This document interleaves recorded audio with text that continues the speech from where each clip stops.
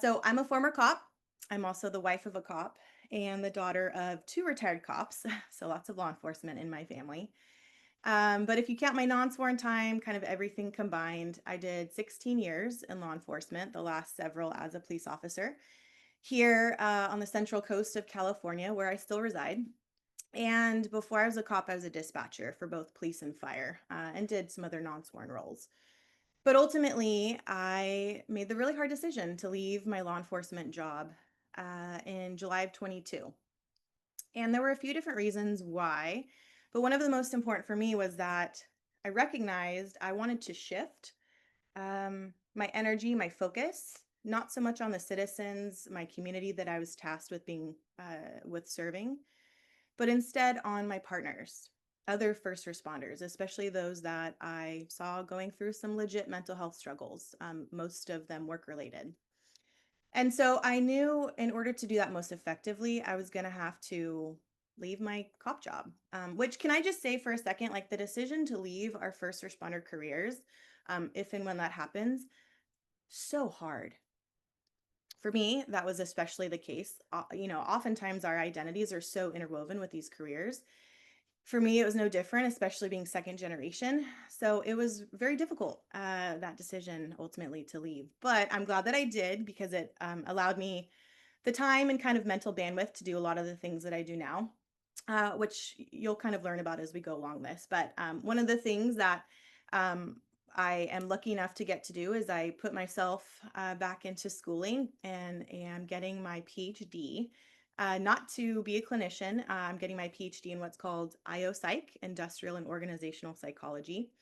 And so, aside from some of the professional roles you're going to be hearing about, part of what I do is I research and study work related contributing factors to suicide within first responder industries. Um, and then, in addition to that, I also have received training and am involved in what's called psychological autopsies. So, when a person dies, in my case, a first responder via suicide, there are people that will look at, what had to be true for this person to get to that end result. And so the reason why that is so important is that I truly feel that postvention is the best future prevention. So studying those who have died will help those still living. And then in addition to that, I also do a lot of teaching. Some of you all, I think, have met me through some of my classes. I teach for Post here in California and a few other states as well, on a very important topic for those of us in law enforcement, a very self-preserving, career-preserving topic called suicide by cop. And so I do a lot of teaching in that regard as well. But I like to mention that because, not only do I love to share all the fun stuff that I get to do these days, but, I want to be a walking testament that there is life outside law enforcement, fire, EMS, whatever the case may be, should you decide to go that route.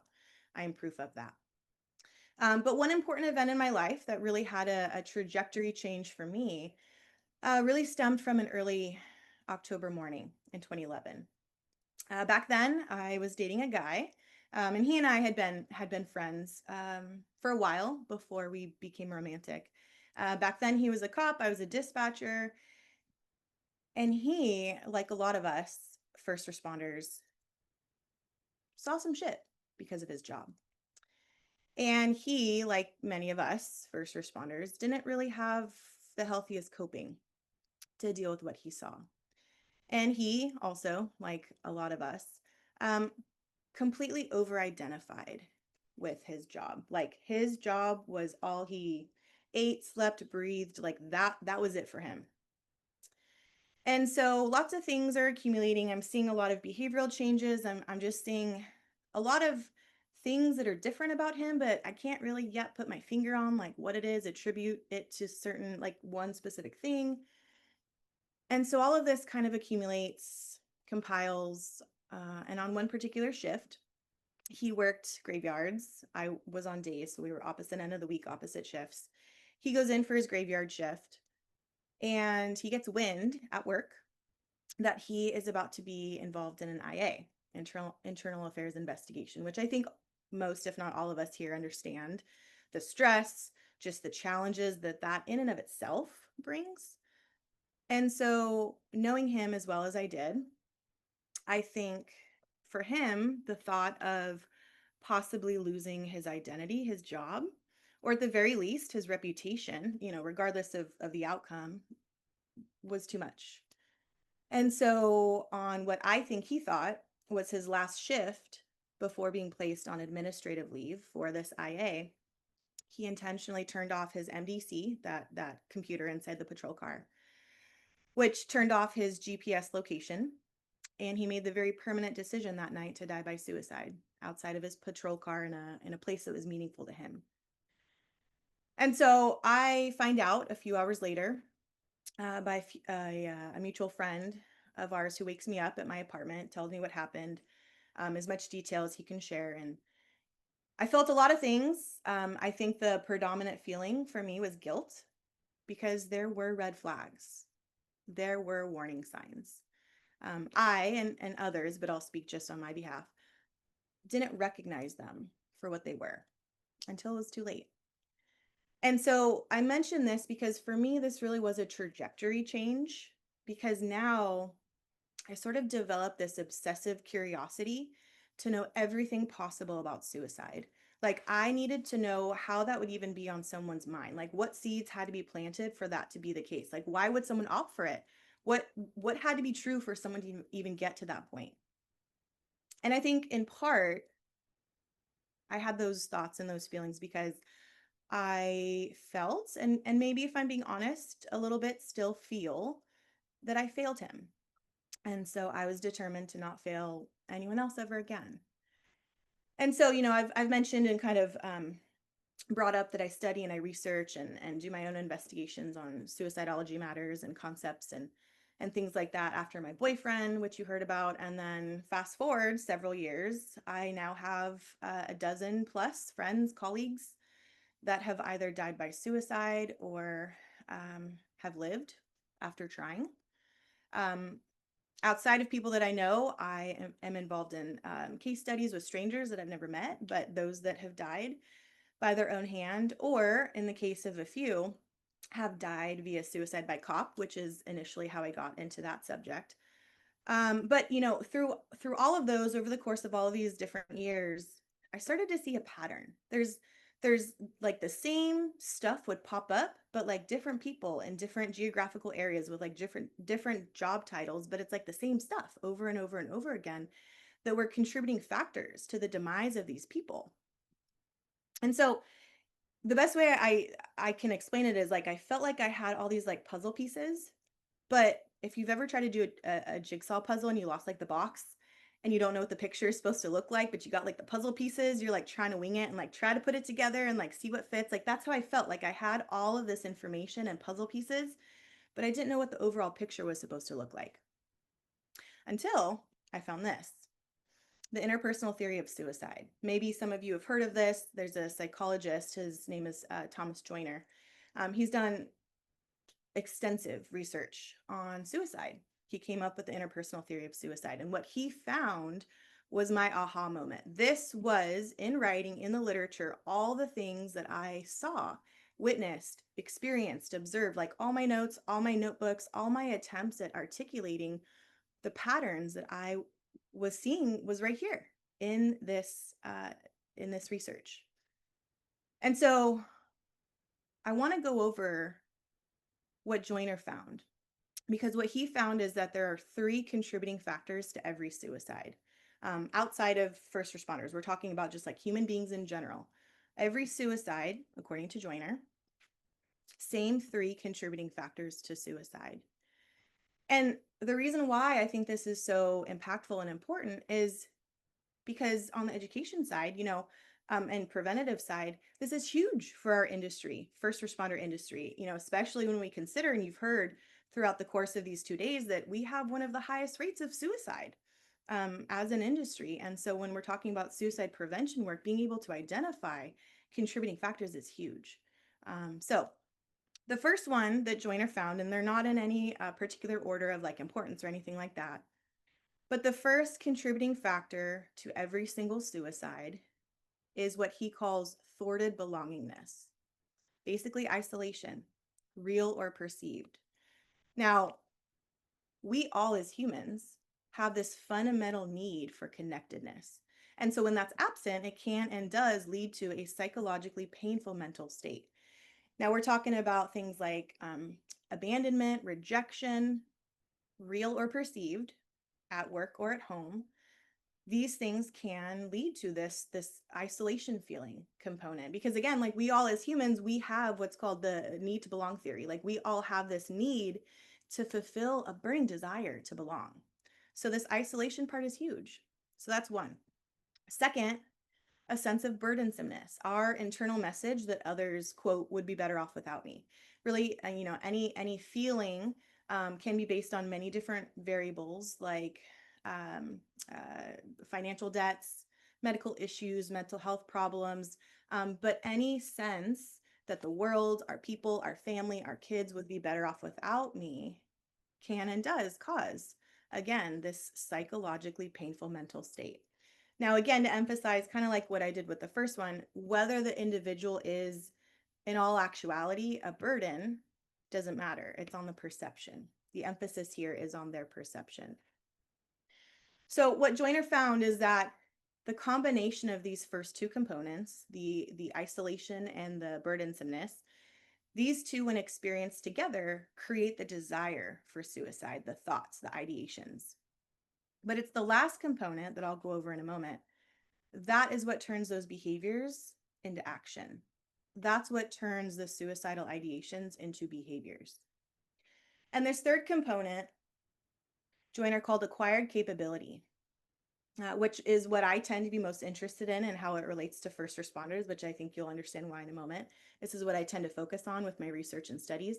But acquired capability describes the life experiences that create this sort of desensitization to human death, pain, suffering.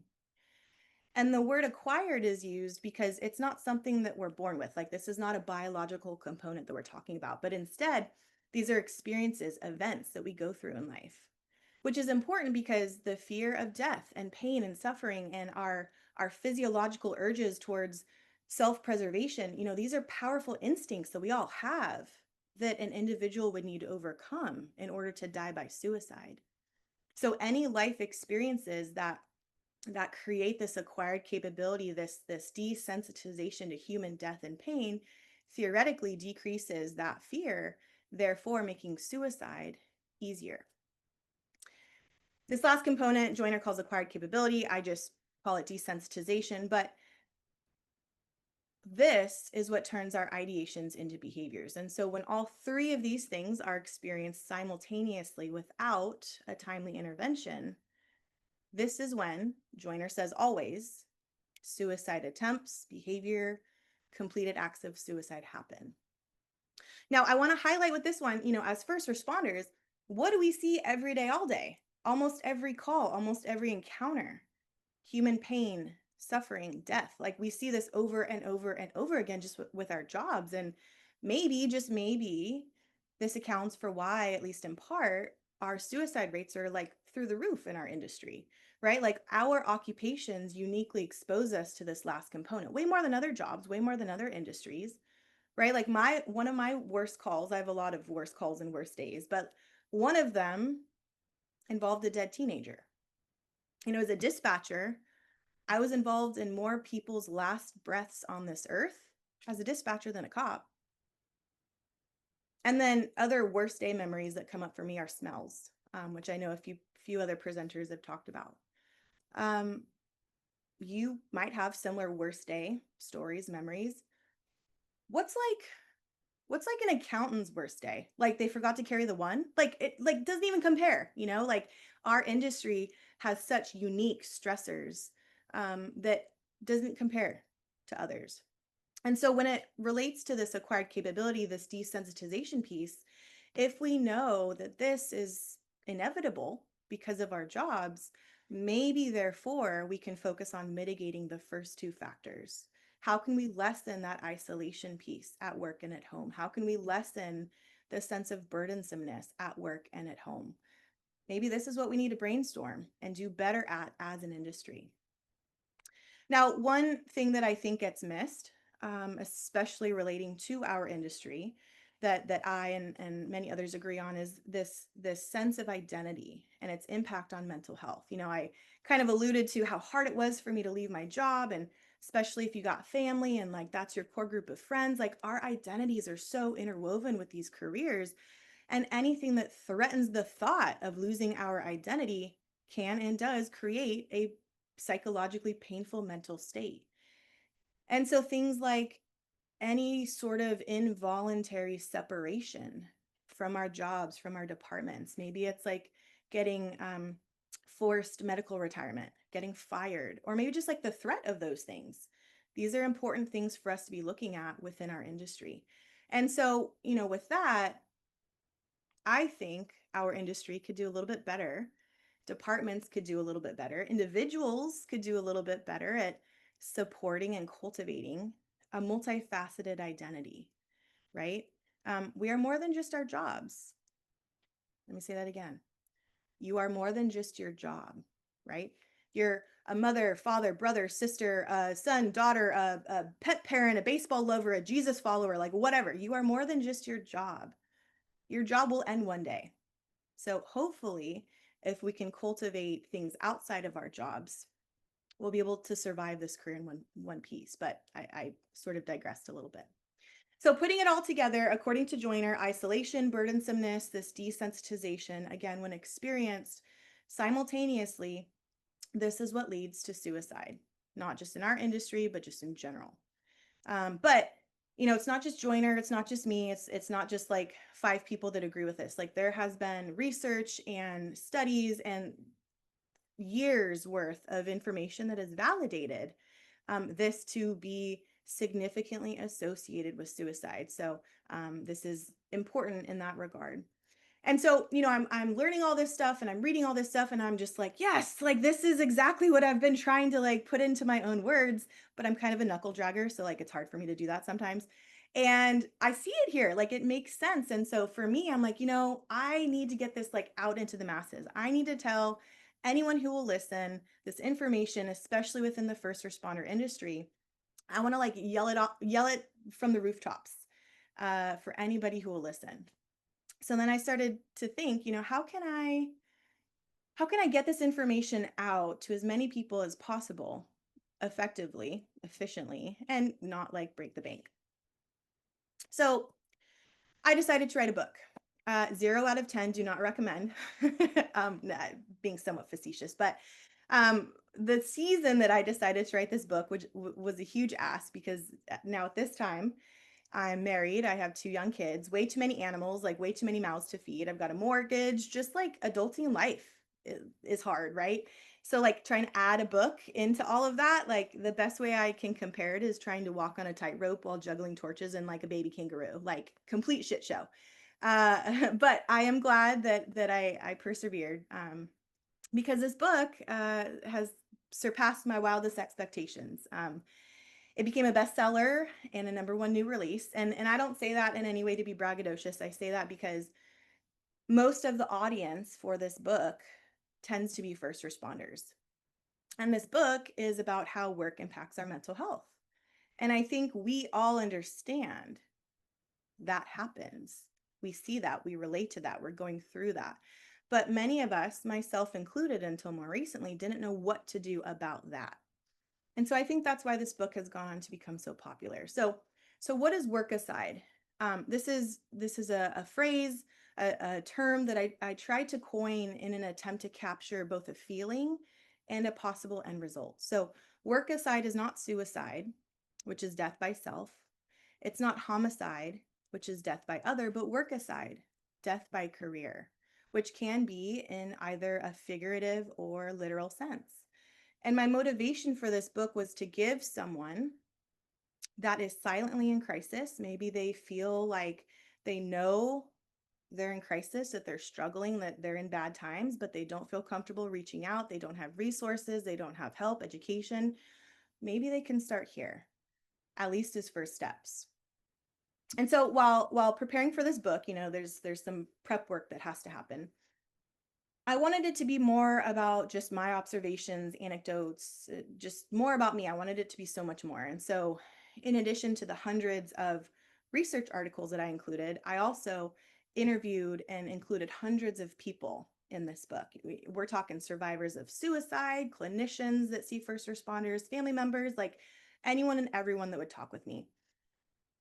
And as I'm talking to these clinicians specifically, these culturally competent clinicians that pretty much exclusively work with first responders, I'm told that mental health struggles as a first responder are to be expected.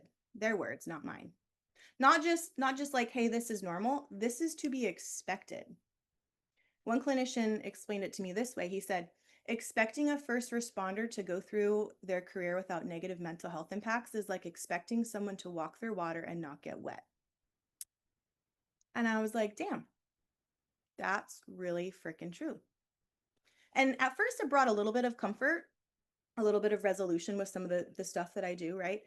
But then, to be honest, it kind of pissed me off because I'm like, all right, so you're telling me this is such an expected thing. Like, apparently, I'm last on the bandwagon here. Like, I'm last to know this. Y'all know this. All the clinicians apparently know this. Why then did nobody ever tell me this?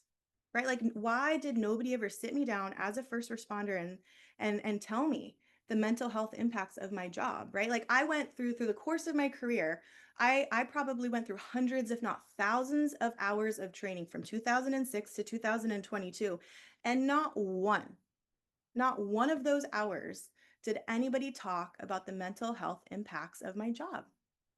I think nowadays we're getting better in that regard. I think the tide is starting to change.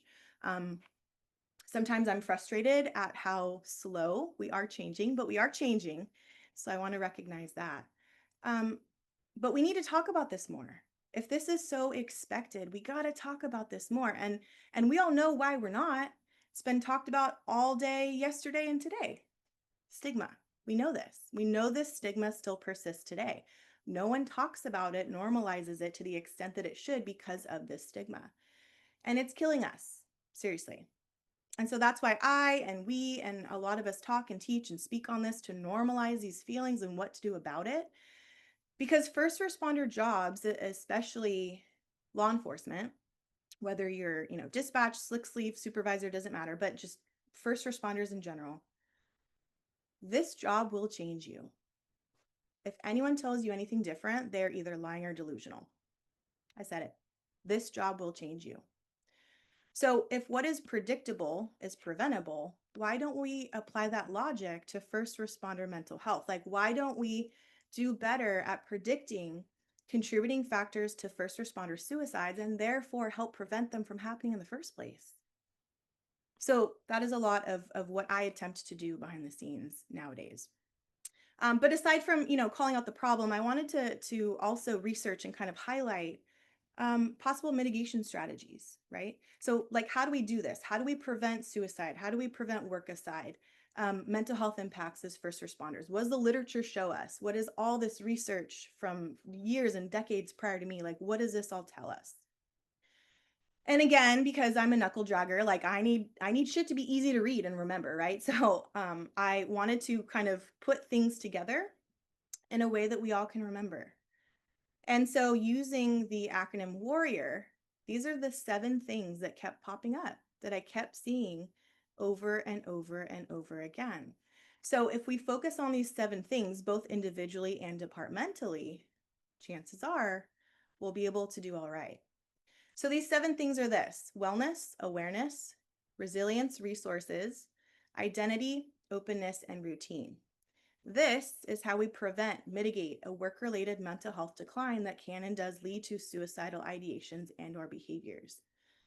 Now, I'm not going to run through all of them just for time's sake, but one that I do want to emphasize is that W, wellness. Wellness has become such a popular phrase, word these days, which is great, like not knocking that, but what does it actually mean? Like, if you ask somebody, what does wellness mean? What's the definition of wellness? You ask 10 people, you're probably going to get 12 different definitions and answers, right? What does wellness mean? What is the operable definition of wellness? How does one achieve wellness? I'll tell you what it isn't. Wellness is not some like magical destination that we just need to like find how to get there and then we're like forever and always good. I know it's not that. It's not like a destination to seek. And so along those lines, again, because I need things like super easy for my brain to comprehend, I wanted like a guide, like how do I achieve wellness or like attempt to be better at it? And so in my studies and research, I came across this, the 8 dimensions of wellness. And so I like this because this has given me and a lot of others kind of like a roadmap for using it like an indicator light, right? Like what needs our attention? Maybe in some areas I'm like totally rocking it and I'm doing great, but then other areas I'm on the struggle bus and maybe I need to focus on that more. This is not something I came up with. You can Google this, learn more about it, which I encourage everybody to do. The psychologist that came up with this is Dr. Peggy Swarbrick, so you can look that up. But I want to quickly run through these 8 dimensions of wellness. Try to find them on the wheel as I call them out. But ask yourself rhetorically, like, how am I doing in this area? Because again, I think this is a good roadmap for us. So, one, how's our environmental wellness? Do we have positive, stimulating environments? 2, physical wellness. How's our sleep, nutrition, physical activity? 3, occupational wellness. Do we have personal satisfaction from work? 4, financial wellness. Do we have low stress, satisfaction with our money situations? Which, by the way, is an important one because financial stressors is a big contributing factor and leading cause of divorce. And then divorce can lead to that isolation piece that we talked about. So that's a big one. 5, intellectual wellness. Are we finding ways to expand our knowledge and skill? We're kind of doing that here today, right? The past 2 days. 6, and I would argue the most important for our industry, how's our emotional wellness? Do we have healthy coping? Ways to build resiliency? Because trust me when I say we, just as humans, we need healthy ways to cope with this job.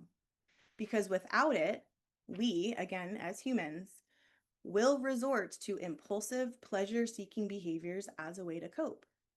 Things like people have already mentioned sleeping around, affairs, self medicating with drugs and alcohol, bad money moves, unhealthy addiction to overtime, risky behaviors. I could go on and on.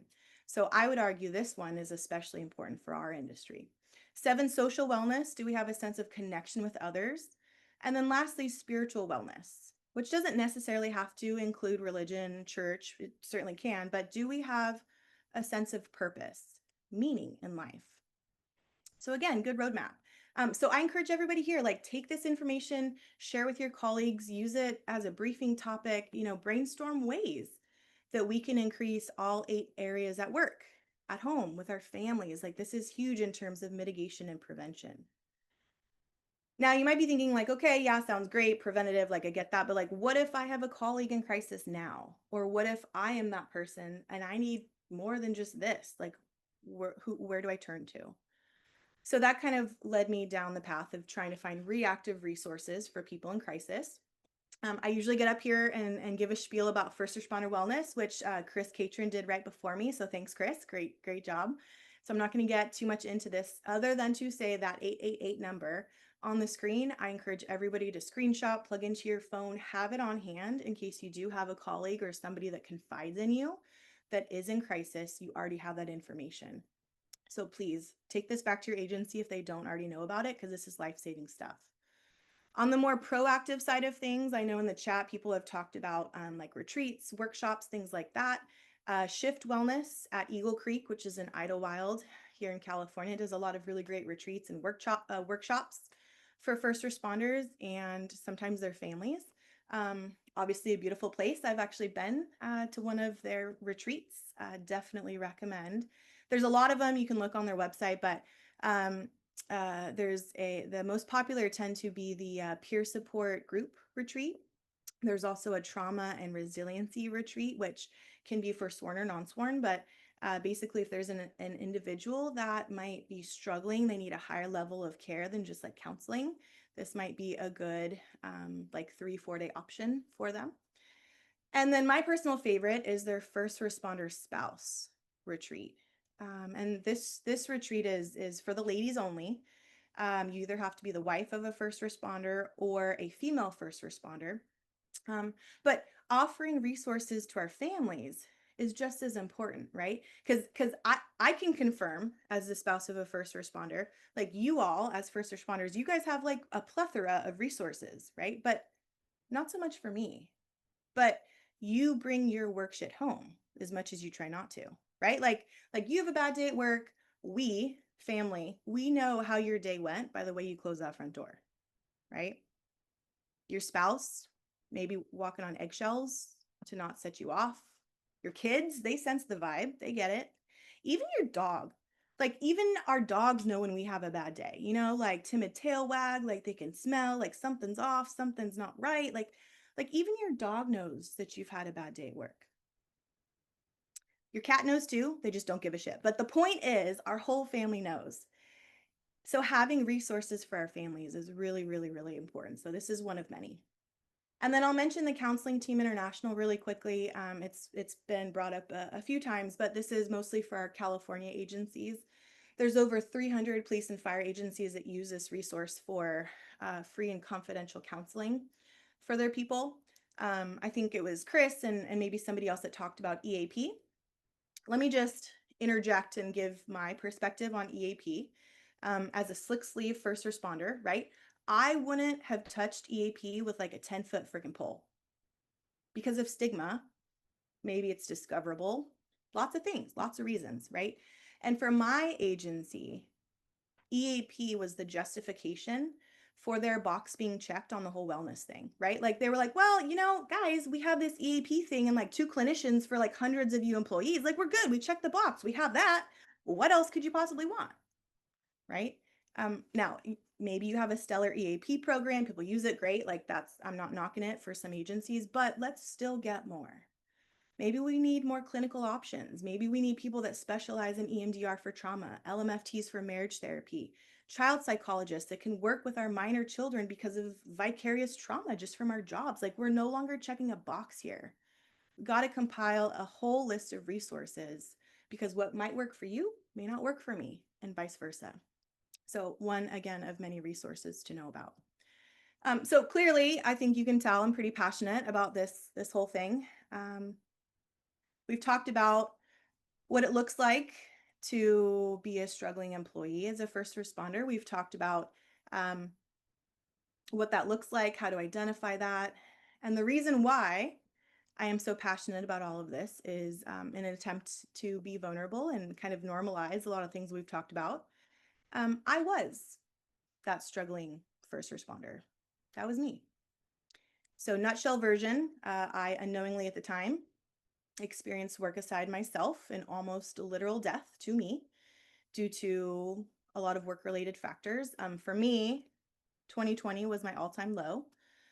Everything caught up to me. I was doing a really great job of taking care of everybody else but me.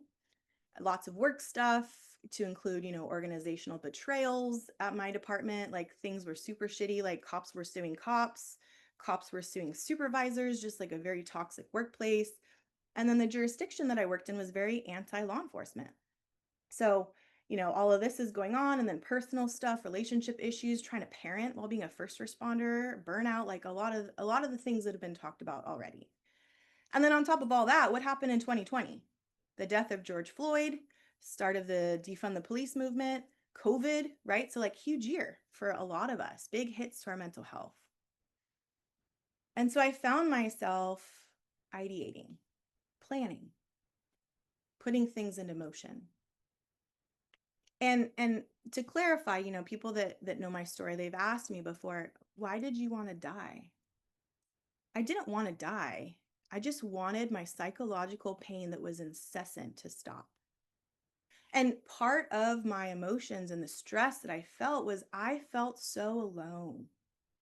Didn't feel like I could reach out to anybody. Didn't feel like anybody had paved this path before me. I felt so alone, and I convinced myself that I must be the only person in this industry in the history of the world who felt like this, because had somebody been, surely I would have heard about it. Someone would be talking about it, right?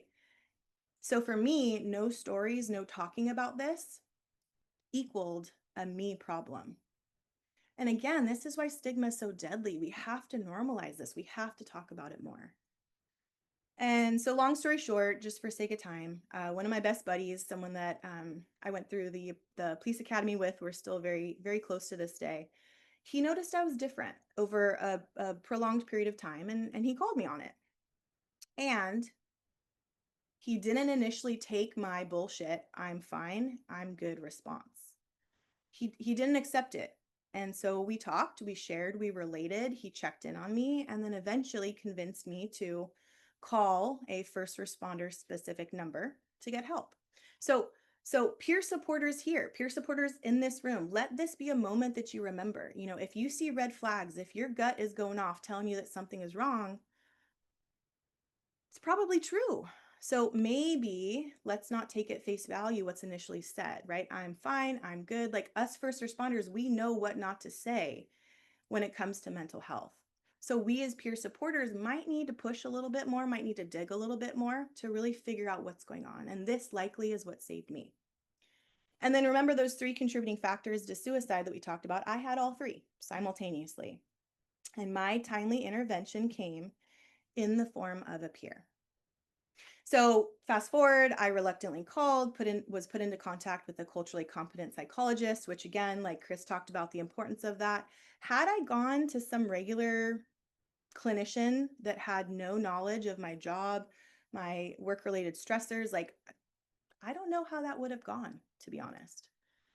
And so for me, my winning combination was seeing my psychologist routinely and also taking antidepressants, which I mentioned because this is all happening. I'm still sworn. I'm still working my job. I'm working night shift and mandatory overtime and patrol. Like I'm still doing all the things. But I fought getting help for so long because I was so worried that if anybody found out that I was not 100% mentally perfect, I would by default be told I wasn't mentally fit for duty. I would lose my badge, my gun, my livelihood. So far from reality, but again, that stigma, we've been talking about it. That stigma still persists today. And I guarantee, unless you, we, us here today explicitly and repeatedly tell others that you will support them, we have your back, that stigma will continue to persist.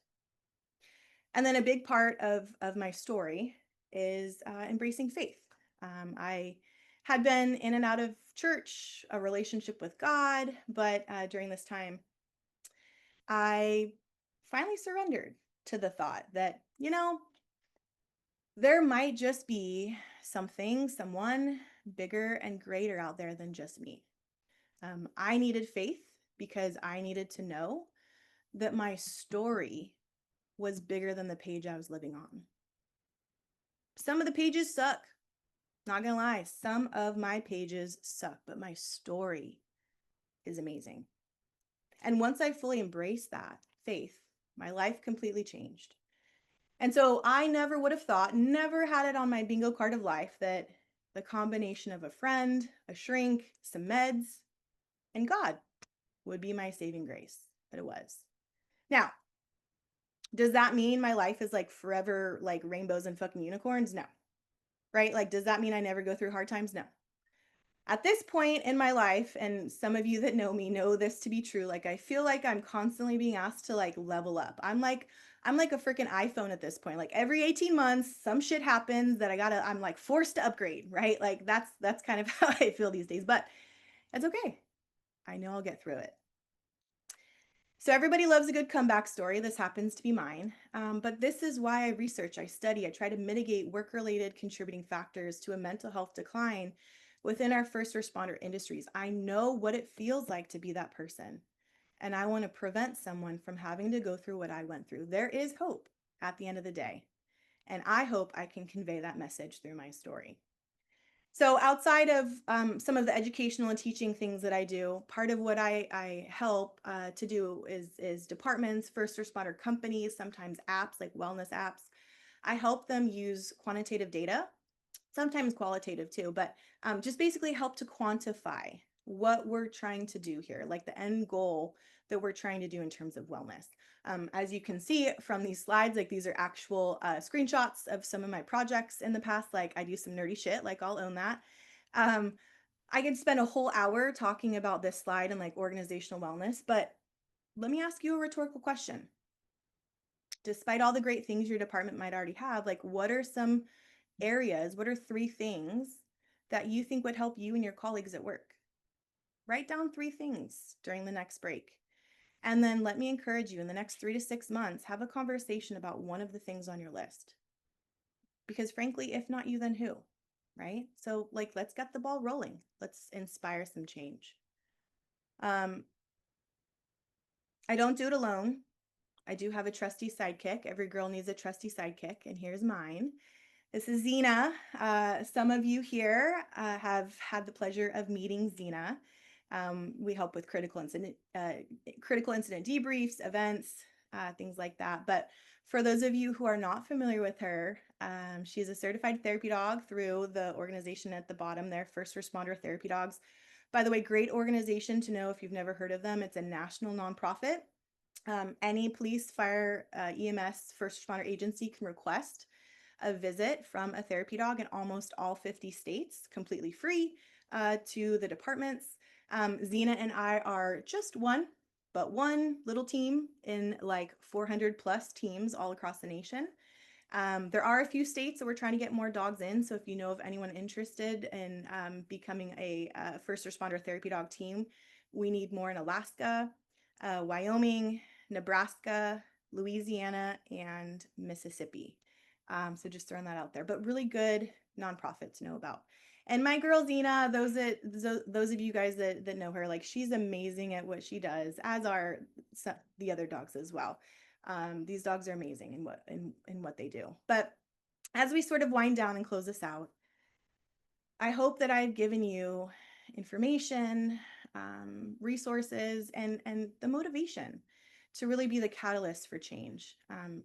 Within your department, yes, with your coworkers, sure, but more so perhaps in your own life, right? Like I care about your department, I care about your people, but like I care about each individual here too. And work aside happens, but it doesn't have to. Our work impacts our mental health, but we can mitigate it. So please, with all of that in mind, please put on your oxygen mask first. The best way to take care of your families, your kids, your coworkers, your department is by first taking care of you, as hard as that is sometimes. Ask me how I know. So with that, I'm going to throw out my personal information. You guys are going to have my personal cell phone number. Lots of ways to contact me. If you have questions or just want guidance or whatever, just know that I'm here 24/7, 365. If by chance, statistically speaking, there is somebody in the audience that is going through the thick of it, struggling, just know I, at the very least, bare bottom resource are here. So you can always reach out. So thank you so much. Stay safe and please be well. Thank you, Stephanie. What a great presentation. Thanks for sharing your story and your journey. And it's always nice because it's not only the journey of not doing well, the journey of recovery is even so much more important. And so since you've picked yourself up and you've done all of these massive changes in your life, and it sounds as though you have a family of your own now, do you still have bumps in the road? Do you still have ups and downs like every regular human being on this call? Absolutely. Yeah, like I say, it's not all rainbows and unicorns, but I think with that post traumatic growth that a lot of people speak on, I think just being confident in myself that I can get through that because I have had all of this training and resources and I know who to reach out to and I have this support system, like all those things now in place. I have learned to develop, which I didn't have back then. So whatever life throws at me, like it's cool. I got it. That's awesome. I like that. You have a bunch of comments, of course, on your presentation, but also you have, let's try to hit in the last 4 minutes that we have here at least a few of these questions that came up.